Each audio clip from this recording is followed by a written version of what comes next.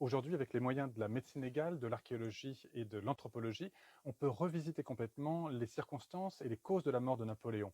On peut revoir le rapport d'autopsie, plutôt les rapports d'autopsie avec un œil nouveau, maintenant qu'on connaît beaucoup mieux les diagnostics, qu'on connaît beaucoup mieux les symptômes, les signes cliniques. Ça permet de rectifier un tout petit peu toutes les observations qui ont été faites par Antoine Marquis et les autres témoins. On peut également faire des études toxicologiques ou élémentaires sur ce qu'il reste dans les poubelles ou encore dans les latrines de Longwood.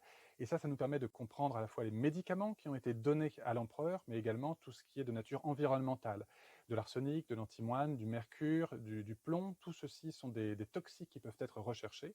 Et on verra si oui ou non ça a pu jouer un rôle dans le mécanisme de la mort de l'empereur et également dans la santé de la petite cour qui l'entourait à Longwood.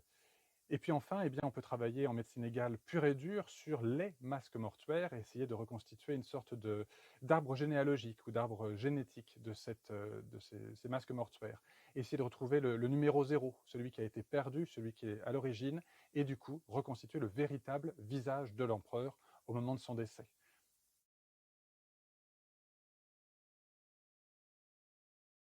Le bicentenaire de l'empereur, il permet d'abord de reposer des questions en termes de l'héritage napoléonien, du plus, du moins, quel est ce personnage avec ses faces d'ombre et également ses faces de lumière.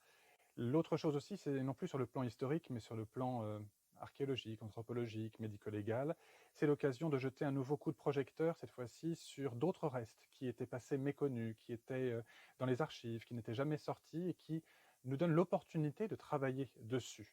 Et des collectionneurs se sont livrés, on dit qu'ils possédaient des restes extrêmement importants pour nous, que ce soit des chemises, des cheveux, des comptes rendus, des manuscrits totalement inédits. Donc le bicentenaire, à chaque fois, c'est l'occasion de réouvrir des cartons qui n'avaient jamais été ouverts ou de pratiquer des autopsies virtuelles qui n'avaient jamais été faites.